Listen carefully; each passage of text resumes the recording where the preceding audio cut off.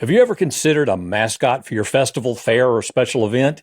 If you haven't, you really need to think about it. And today, we're going to show you why.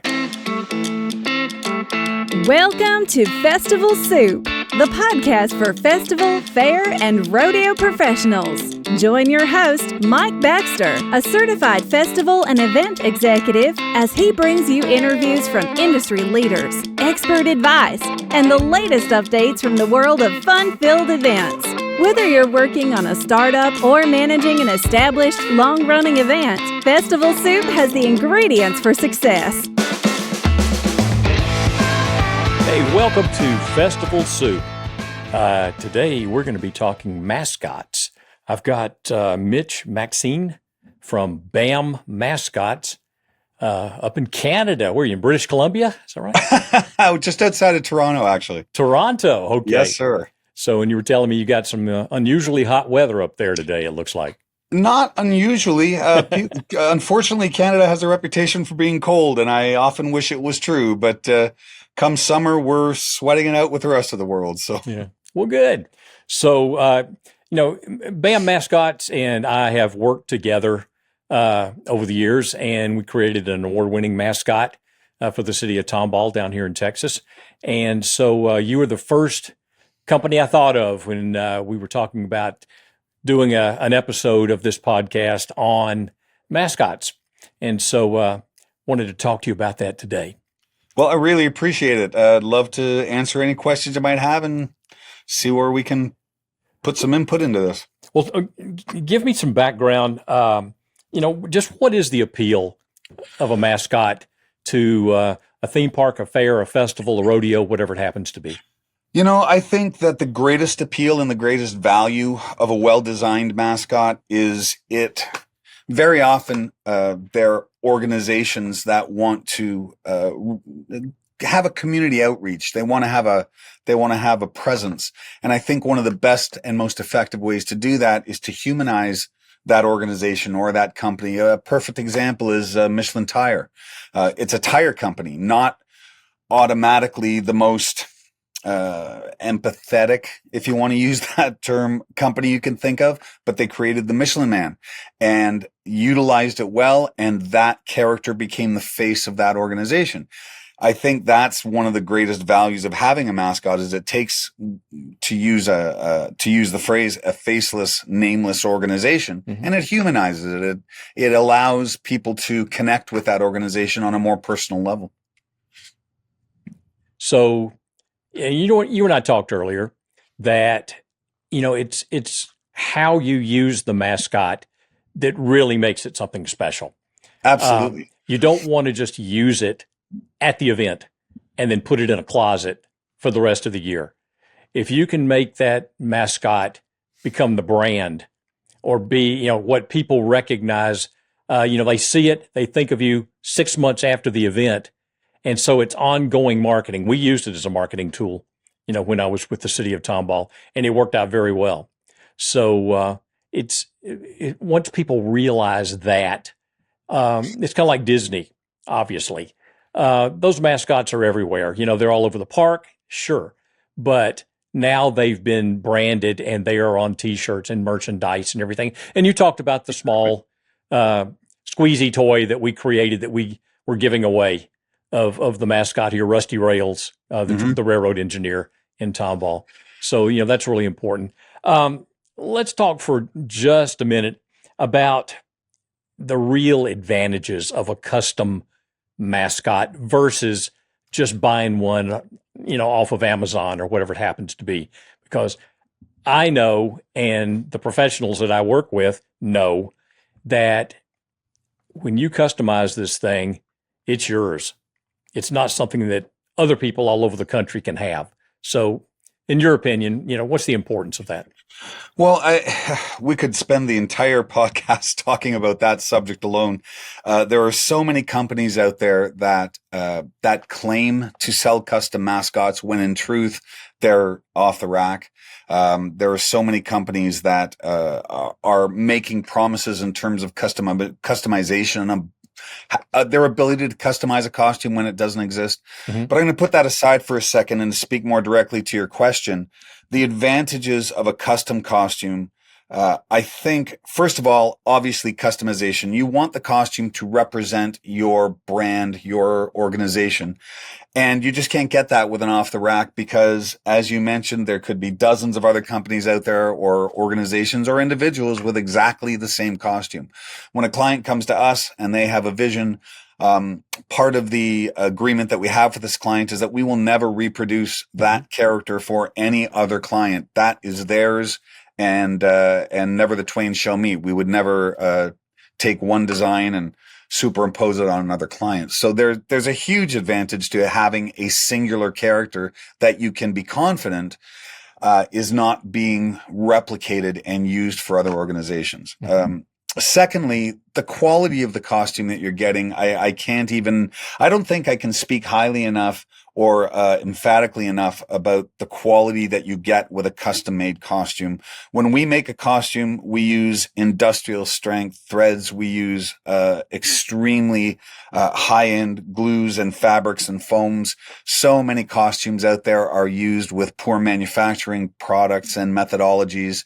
We've had clients come to us and say, we'd love a custom made costume. We start down the road. They say, you know what? I think we're going to go with a store-bought costume or one off the rack. And we, of course, I mean, that's a client's option, but we do try to make it clear what the pitfalls of that path might be.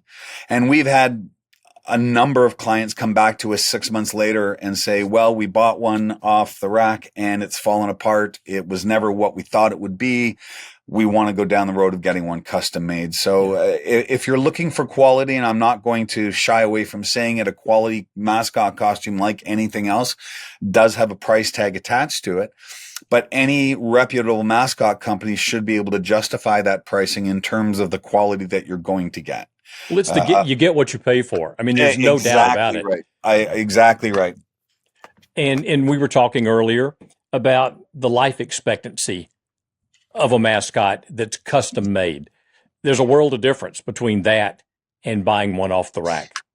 Absolutely. A custom made costume. Rusty Rails, we made Rusty back in 2011, I think. It was about 12 years ago. Yeah. Yeah, it was a while back. And you were telling me you saw him just a couple of weeks ago and he looks terrific. And we've had some clients, a great many of our clients are high schools and universities.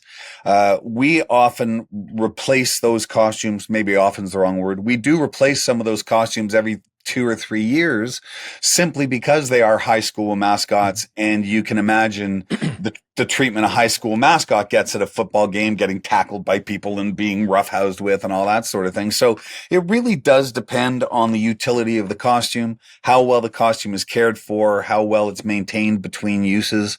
And a costume is like anything else. You don't buy a car and never maintain it. You can't expect it to last forever without some level of maintenance and repair. And it's the same thing with a mascot costume.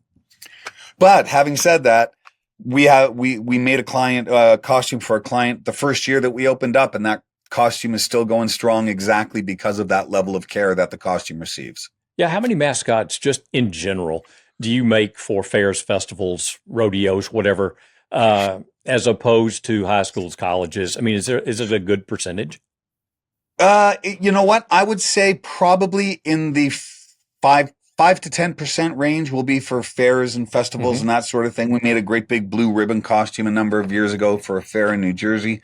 So, I would probably put it in the 5 to 10% range. The greatest percentage of people looking for mascots are certainly schools and universities.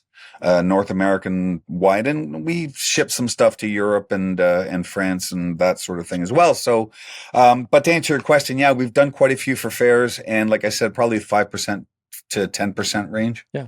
Well, let's talk BAM. When people come to you with a concept, what's the process that they would go through in creating a custom mascot? Well, it depends. I mean, a lot of clients, like you folks, already knew what Rusty Rails looked like when you came to us. So that made it really easy for us. We took your concept, we translated it into a concept drawing, which allowed for human proportion and vision and that sort of thing. And it was a pretty easy transference. Some clients come to us and they have no idea what they want the character to look like. So in that case, we guide them. What's the utility of the costume going to be? What's your target audience predominantly? Do you want it to be representative of your organization or maybe the state you're from or the city you're from? And we can help guide them through the process of zeroing in on a character. So whether they've got a pre-existing character or they just know they want a costume, we're able to take what they bring us, translate that into a concept drawing, and then we send that back out to the client. They may have some revisions. We don't like this, change that. Whatever those revisions might be. It's a fairly painless process, considering the import of the character to a lot of these organizations. They're very protective of their branding and of their organizations, and they want it represented well. So on the outset, that's kind of how it works. They just come to us with their idea, whether it's preset, whether it's a little more nebulous, and we just help focus it, put it together in a concept drawing. Sure. But you want them to really, best case scenario, come to you with some ideas at least. Do we want something to be maybe based on the heritage of our city or, whatever the concept of the festival is, and not just blindly say, throw me a bunch of ideas for a mascot? Exactly. And we do get clients who are that, I'll use the word vague. They don't really have an idea of what they're looking for, in which case we just direct them to our website, and say, look, have a look through our gallery. There's dozens and dozens and dozens of pictures on our gallery showing mascots of every description. And very often they'll just be scrolling through the pictures and they go, oh, I really like the look of that. Maybe something like this, maybe something now it can't be exactly like that for reasons we've already discussed. But it gives us a starting point, something we can build on. Because that's what I did when I went through your catalog of the website's incredible. I mean, there's no doubt. I mean, with all the images and the photos, and something else you and I have talked about a lot are the blogs that you have on your website that tell people this is the best way to take care of this mascot, or the best way to choose the actors that are going to be in the mascot. Things like that. That's pretty incredible stuff that you've got there, just for reference for anybody in general that's interested in having a mascot program. Exactly. We figure the more information people have going in, the better armed they're going to be and the better prepared they're going to be for the experience of owning and having a mascot. Yeah. So those blogs are accessible to anybody who wants to go to the website. It's bammascots.com. Please feel free to have a look. And there's lots of information there that's just there for the taking. So yeah. We were talking about the temperature earlier. It's hot here in Texas today, and you said it's hot there in Canada. So a lot of the clients I've worked with recently are kind of hesitant about considering a mascot because of the temperature issues. And there's so many new technologies have gone into these since I started creating mascots 40 years ago. And so tell us about that, some of the new concepts. Well, I mean, the first thing is the materials the mascots are made of. Back in the day, they used to be thick resin or thick plastic costumes. Paper mache was used a lot. Things that don't lend themselves to being very cool while you wear them, and just being generally very heavy. Now we're using very lightweight foams. We use where possible, we use very porous fabrics for the interior of the costume. They're very lightweight. I mean, a full mascot costume might weigh in the neighborhood of, depending on the design, maybe 15 to 20 pounds. They're extremely light. But the more important technologies, especially when you've got a character, and a lot of, especially schools and universities, they want their characters to be competitive. So they're very muscular. Well, when you think about it, you're taking a few inches of foam that's carved or shaped into muscle, sewing that over fabric, and then you're over sewing that with what is the skin or the outer layer of the costume. You get a fair bit of material between your body and the outside. So one of the unfortunate things, even with the advancements in the materials used, is wearing a mascot without any cooling agents to help is it's going to be fairly warm. I'm not going to try and sugarcoat it. However, we install ventilation systems into all of our costumes, and the ventilation systems are designed to exchange the air inside the head with the air outside. That predominantly helps with breathing, doesn't do much for cooling, but it certainly helps that we're getting oxygenated air pumped into the head. The greatest weapon against the heat that is generated when wearing a mascot costume is a cooling vest or a cooling collar. The ones that we provide will keep your performer at about a 59-degree body temperature for 2 to 2.5 hours. The gel packs are easily recharged, pardon me, either in a pool of water or a fridge or a refrigerator. And they're extremely effective in keeping your performer cool. So if you're thinking about getting a mascot but worried about the heat, I would say absolutely invest in a cooling vest. They're wonderful tools to help keep the temperature down. Yeah, the ventilation system in the Rusty Red Rail's head was incredible. Give you a little background story. Years ago, 40 years ago, basically, I was working with a theme park here in Houston called Hanna-Barbera Land, and it was a theme park with all the Hanna-Barbera characters. And so we had these characters at the Jerry Lewis Telethon on Labor Day in Houston, Texas, out in the sun, working as cars would come through and hand their donation money, to go into the fishbowl. Sure. And so they'd been out there most of the day. It was hot. And we look off to the side, and there's Fred Flintstone, and he's rocking back and forth and back and forth. And, one of the cardinal rules is you don't take the head off out in public. Exactly. And Fred goes down, and we lift him up and carry a limp Fred Flintstone back into the television studio. And so it's come a long way, I know. So it's great.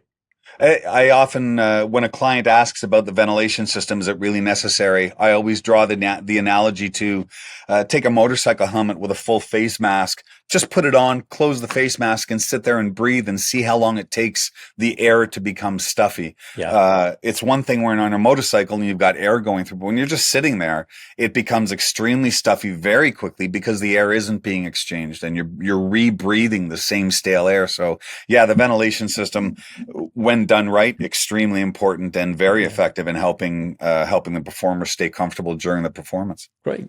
Well, Mitch, this looks like a great place to hear from our sponsor, so hang on there for just a minute, and we'll be right back. Ready to elevate your event to the next level?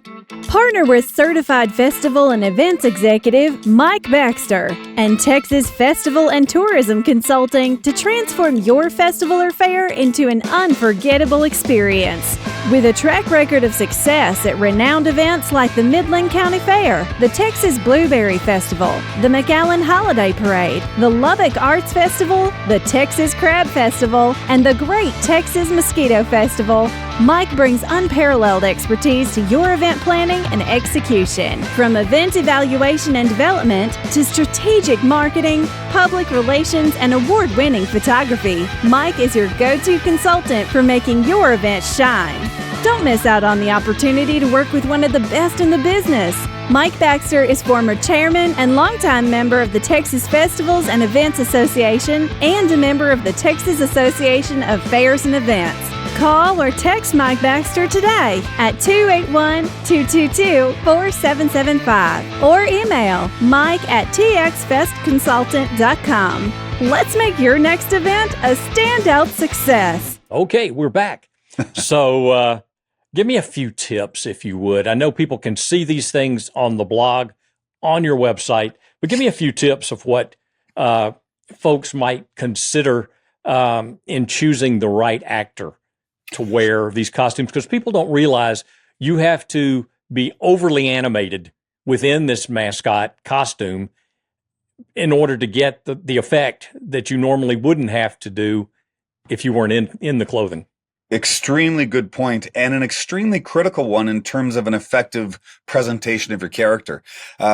Just to leverage off what you said there, considering mascot costumes are quite a bit larger than just a human. Like Rusty Rails probably stands 7 feet tall, if not a little taller.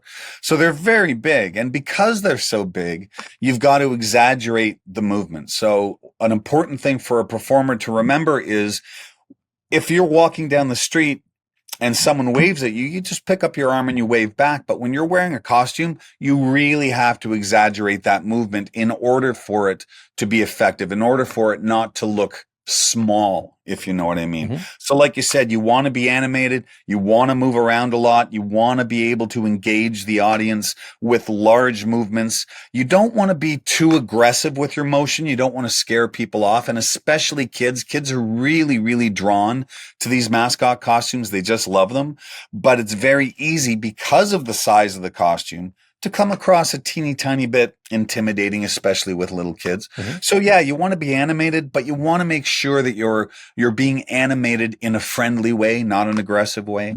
We include a couple of pages of performer tips with every character that we produce. And like you said, never take the head off.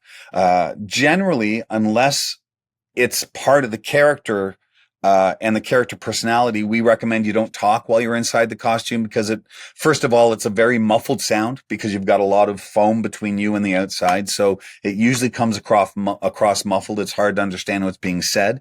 And it tends to break the illusion of the character. Right.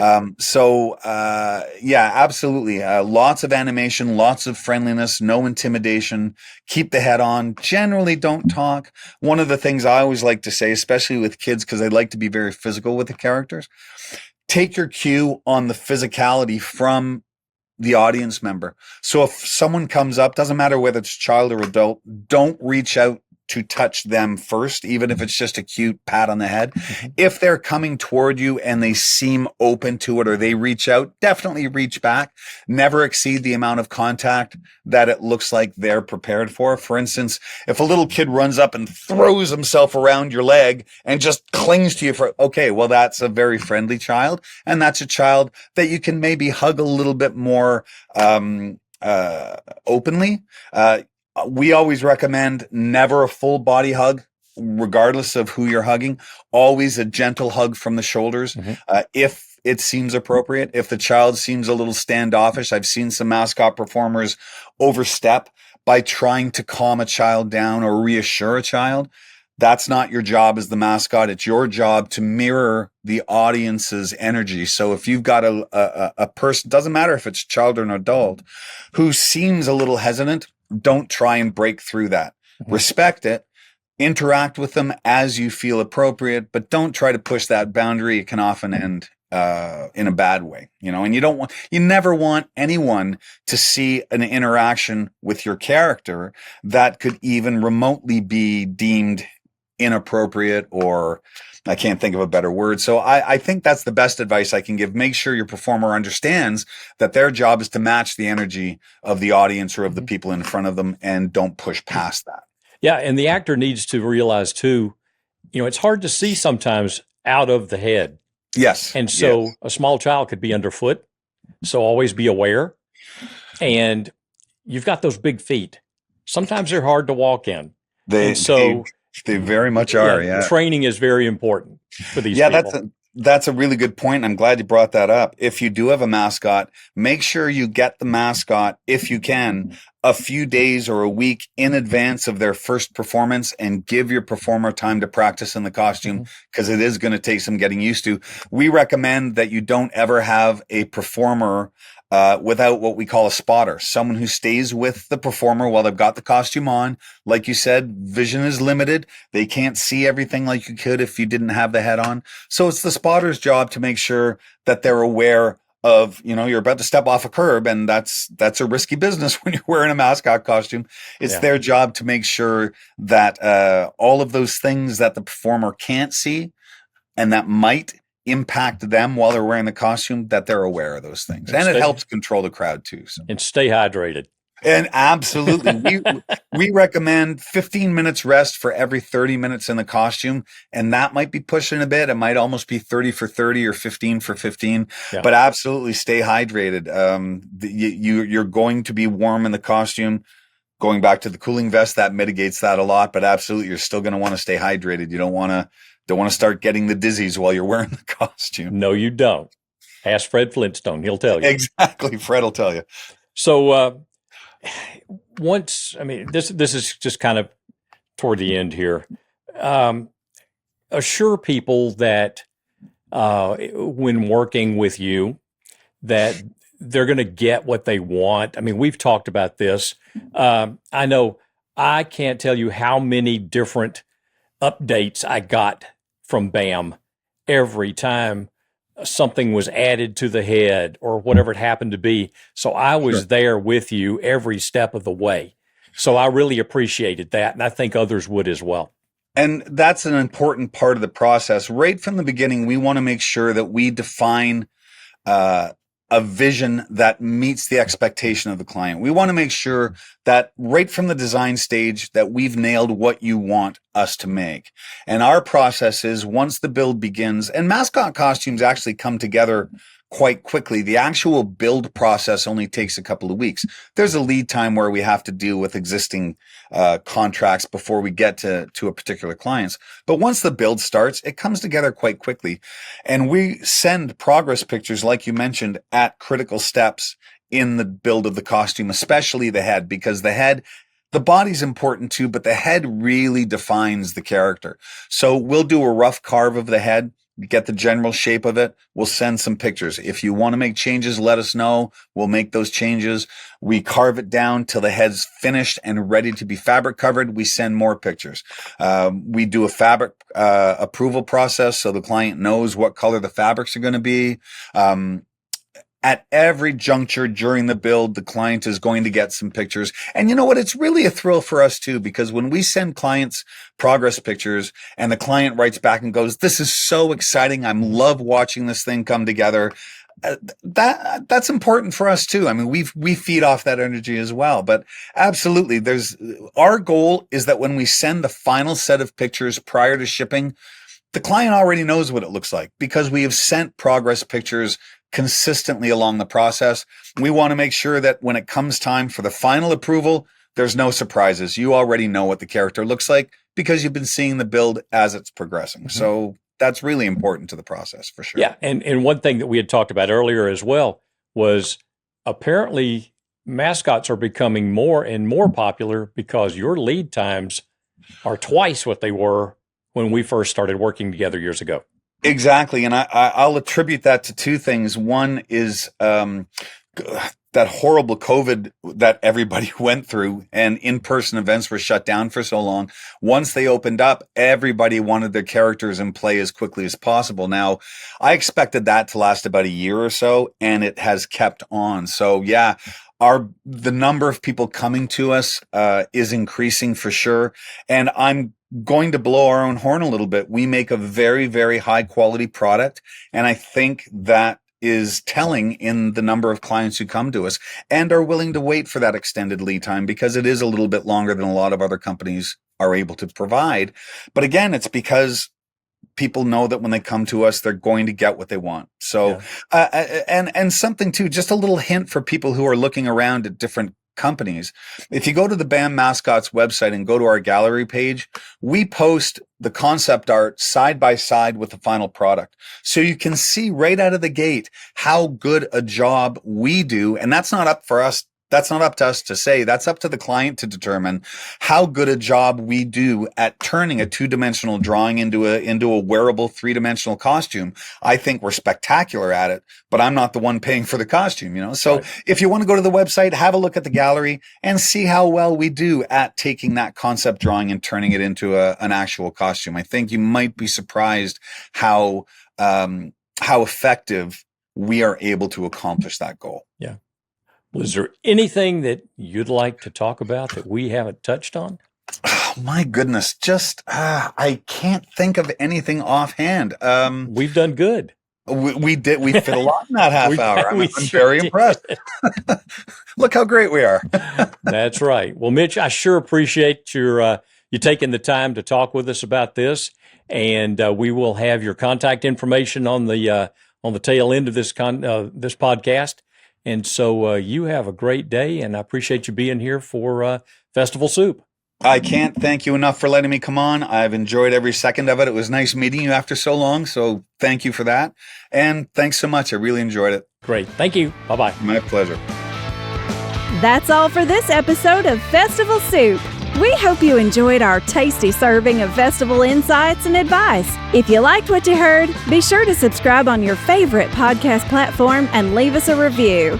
Your feedback helps us continue to bring you the best content in the industry. For more tips, trends, and updates, visit our website at www.festivalsoup.com. Thanks for tuning in, and remember, great ingredients make for a tasty festival soup.